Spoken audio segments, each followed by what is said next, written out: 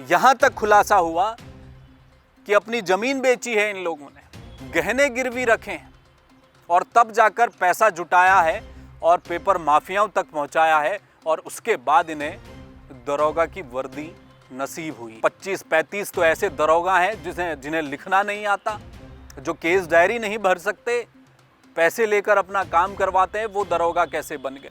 यहाँ एक एक नौकरी बांटने के लिए मुख्यमंत्री पुष्कर सिंह धामी खुद नियुक्ति पत्र दे रहे हैं।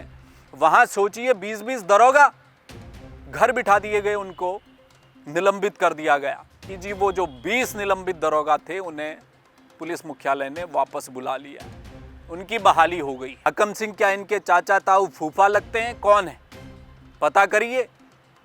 बाद में पता चला, जांच हुई तो सामने आया कि फूफा ताऊ चाचा कुछ नहीं है।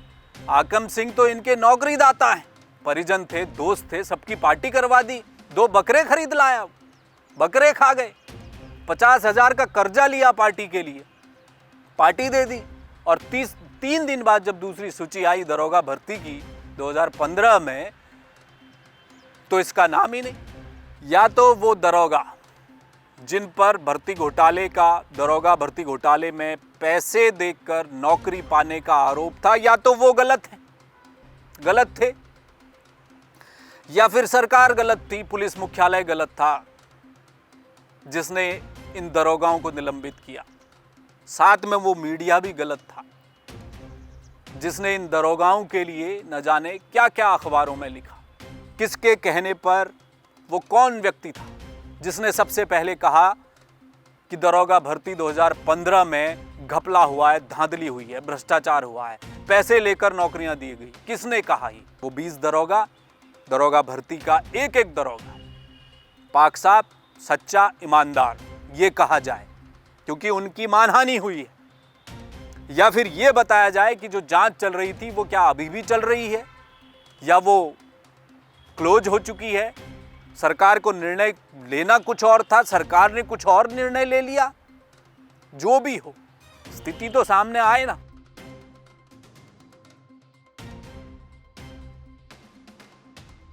उत्तराखंड में जिस तेजी से भर्ती घोटाले उजागर होते हैं, उसी तेजी से उन्हें निपटा भी दिया जाता है। पहले बड़े बड़े आरोप लगते हैं, फिर बड़े बड़े खुलासे होते हैं, सरकार के स्तर पर बड़ी बड़ी कार्रवाइयाँ होती हुई भी दिखाई देती हैं कुछ समय के लिए, और उसके बाद बहाली हो जाती है। ऑल इज़ वेल, कुछ भी नहीं हुआ था। तो सवाल है कि फिर घोटाले के नाम पर इतना बड़ा बखेड़ा बवंडर क्यों किया गया, किसने किया? अगर घोटाला था ही नहीं तो फिर ये एसआईटी, वो विजिलेंस, इधर जांच उधर सस्पेंशन, किस बात का? 2015 में हुई उत्तराखंड की दरोगा भर्ती परीक्षा, उसका मामला भी कुछ ऐसा ही है। कई दरोगा निलंबित हुए, कई बड़े बड़े आरोप लगे, लेकिन अंत में बहाली और मामला ठंडे बस्ते में। तो बड़ा सवाल ये है कि दरोगा भर्ती परीक्षा, जिसे कथित तौर पर एक बड़ा घोटाला उत्तराखंड का बताया गया, उसका हुआ क्या?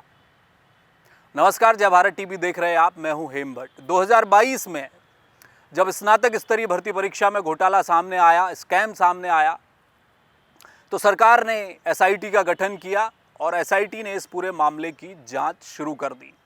2022 में ये मामला बड़ा था, लोग हैरान थे कि क्या नौकरियों में, सरकारी नौकरियों में इस तरह से पैसे लेकर नौकरियां बांटी जा रही हैं। और एसआईटी जब इस पूरे प्रकरण की जांच कर रही थी, तो एक दिन अचानक एसआईटी के हाथ में ऐसा कुछ लगा जिसने उत्तराखंड के शासन प्रशासन लोगों के बीच हड़कंप मचा दिया। एसआईटी को पता चला कि ये जो स्नातक स्तरीय भर्ती परीक्षा का घोटाला जिसकी हम जांच कर रहे हैं, ये अकेला नहीं है। इससे पहले एक और बड़ा घोटाला हो चुका है, और वो था 2015 में एसआई भर्ती, जो दरोगा भर्ती हुई थी अलग अलग जिलों में, उससे जुड़े तार मिले। पंतनगर विश्वविद्यालय ने इस पूरी परीक्षा को किया था और वहाँ भी ओएमआर सीट को नष्ट करने को लेकर कई तरह की चीज़ें सामने आई, और एसआईटी को पता चला कि यहाँ कुछ गड़बड़ हुआ, कुछ बड़ा गड़बड़ हुआ है। और शुरुआत में तो 75-100 तक ऐसे दरोगा बताए गए जिन पर आरोप लगा कि पैसे लेकर इन्होंने दरोगा के 2 स्टार खरीद लिए। और मामला खुला भी कैसे, बड़ा दिलचस्प है। पेपर माफिया कुख्यात हाकम सिंह के साथ कुछ दरोगाओं की तस्वीरें सामने आ गई।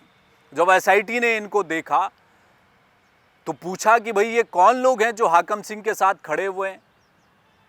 हाकम सिंह क्या इनके चाचा ताऊ फूफा लगते हैं? कौन है, पता करिए। बाद में पता चला, जांच हुई तो सामने आया कि फूफा ताऊ चाचा कुछ नहीं है, हाकम सिंह तो इनके नौकरीदाता हैं। इतना बड़ा खेल सामने आया। और उसके बाद सरकार ने, चूंकि एसआईटी में पुलिस के लोग और पुलिस के दरोगाओं की जांच कैसे हो पाती, तो इसलिए एसआईटी से मामला शासन स्तर पर गया, विचार किया गया और ये पूरा मामला प्रकरण दरोगा भर्ती के कथित घोटाले का प्रकरण विजिलेंस को सौंप दिया गया, सरकार ने सौंप दिया। और उस वक्त भी जब दरोगा भर्ती परीक्षा का जो परिणाम सामने आया था, उसको लेकर भी आपत्तियां थी। एक नहीं 2 बार आया परिणाम। जो मेरिट लिस्ट थी, जो फाइनल सूची आई अभ्यर्थियों की जो पास हो गए थे, वो जब पहले रिजल्ट आया तो उसे रोक दिया गया, उसे निरस्त कर दिया गया। ये कहा गया आयोग की तरफ से कि आरक्षण को लेकर कुछ त्रुटि है, उसे ठीक करेंगे। और फिर 3 दिन बाद दूसरी सूची सामने आई। लेकिन हुआ ये कि दर्जनों अभ्यर्थी जो पहली सूची में दरोगा बन चुके थे, वो दूसरी सूची जब आई, उस सूची से बाहर। मुझे तो जौनसार का एक लड़का मिला, उसकी कहानी मैं संक्षेप में आपको बता रहा हूं।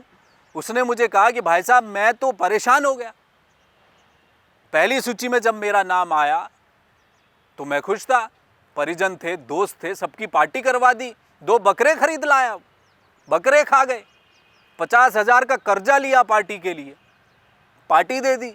और 3 दिन बाद जब दूसरी सूची आई दरोगा भर्ती की 2015 में, तो इसका नाम ही नहीं। और ऐसे एक नहीं, दर्जनों अभ्यर्थी थे पूरे उत्तराखंड में जो दूसरी सूची में बाहर हो गए और कोई और ही आ गया उनकी जगह पर। अब वो कह रहे हैं कि 50,000 का कर्जा भी नहीं चुका पाए अभी तक, नौकरी नहीं मिली, अभी भी बेरोजगार हैं, वहां गाय भैंस चरा रहे हैं जौनसार में। ये हालत हुई। खैर,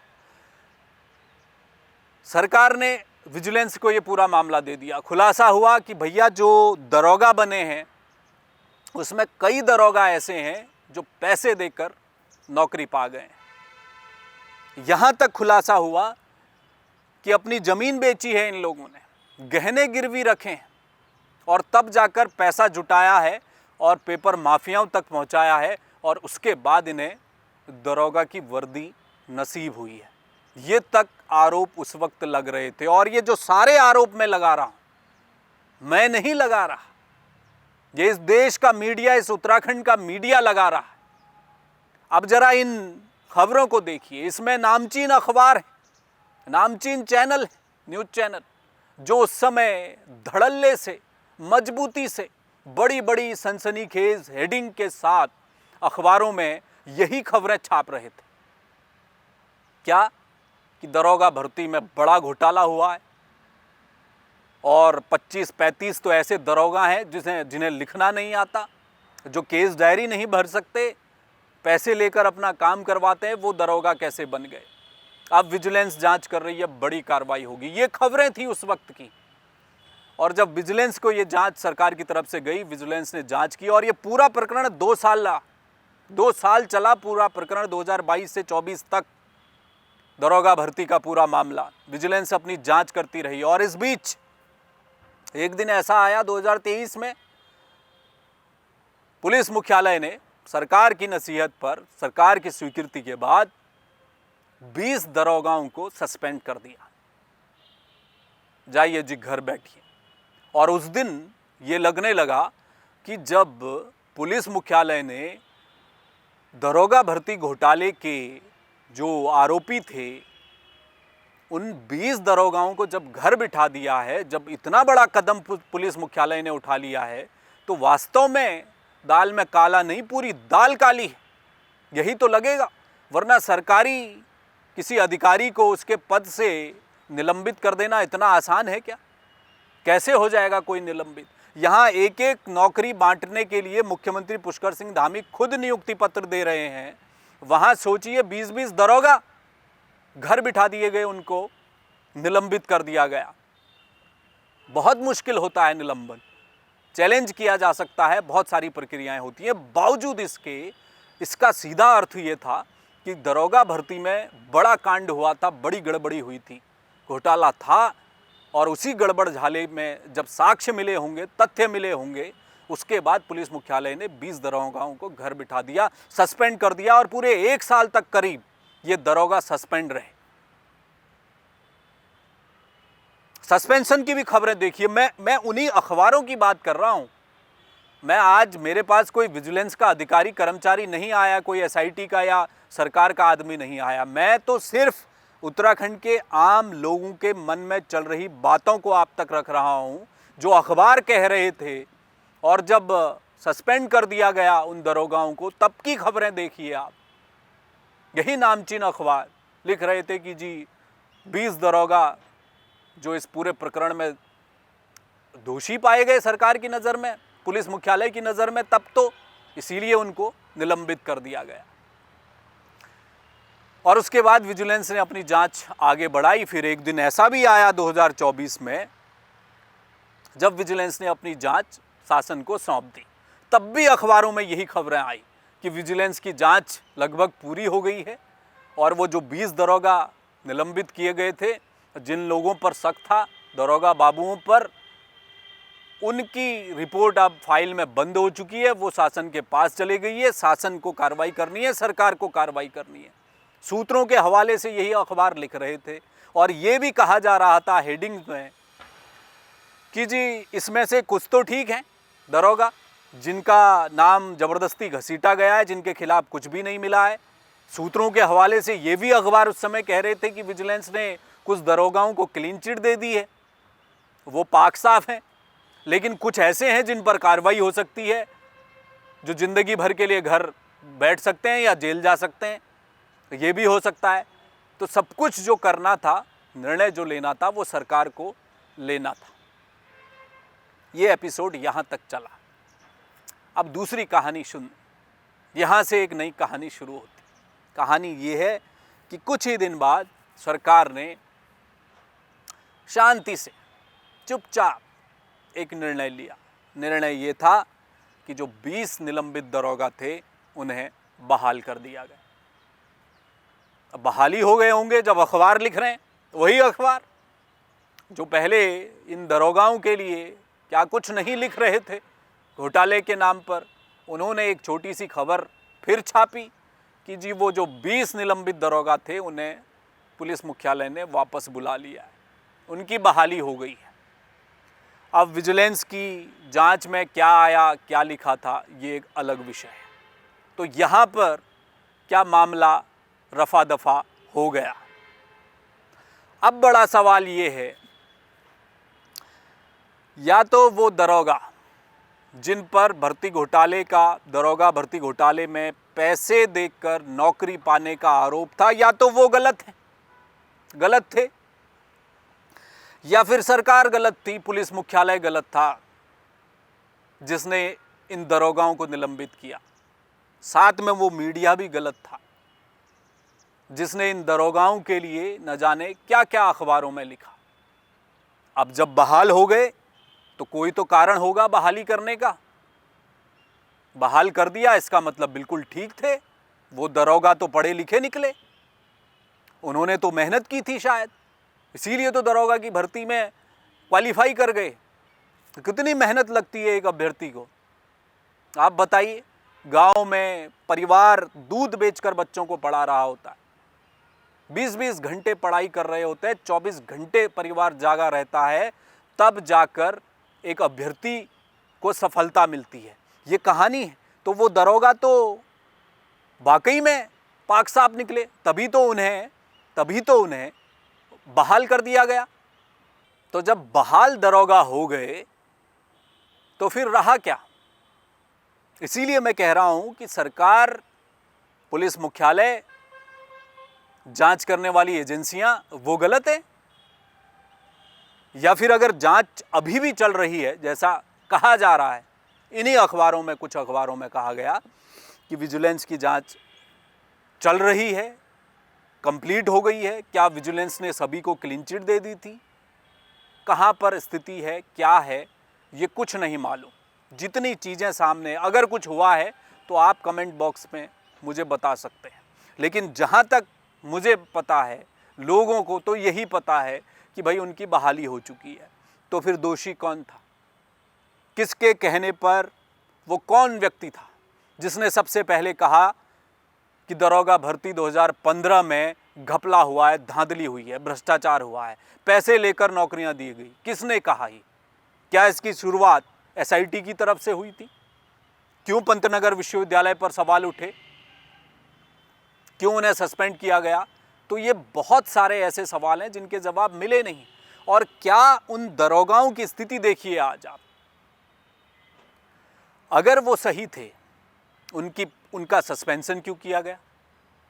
उनकी तो मानहानि हो गई। मैं तो कह रहा हूं उन दरोगाओं को उठकर मीडिया पर, सरकार पर, पुलिस मुख्यालय पर भी कहना चाहिए कि आप जाकर एक प्रेस कॉन्फ्रेंस कीजिए।